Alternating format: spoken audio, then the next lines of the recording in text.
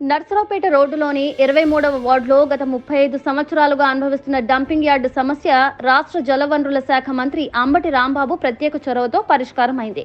సాంకేతిక పరిజ్ఞానంతో వ్యర్థాలను తొలగించి స్థలాన్ని ఖాళీ చేయించేందుకు నిధులు సమకూర్చారు. నర్సరావుపేట మార్గంలోని ఎకరం స్థలంలో 10,000 మెట్రిక్ టన్నులు, పిడుగురాళ్ల మార్గంలో 3 ఎకరాల విస్తీర్ణంలో 15,000 మెట్రిక్ టన్నుల చెత్త పేరుకుపోయింది. కేంద్ర రాష్ట్ర ప్రభుత్వాల భాగస్వామ్యంతో 2.75 కోట్ల రూపాయల నిధులతో బయోమైనింగ్ విధానంలో వ్యర్థాలను చిన్న చిన్న ముక్కలుగా మార్చి బ్లోయర్ ద్వారా ఎరువును, వ్యర్థాలను వేరు చేసి చెత్త కొండలను కరిగించారు.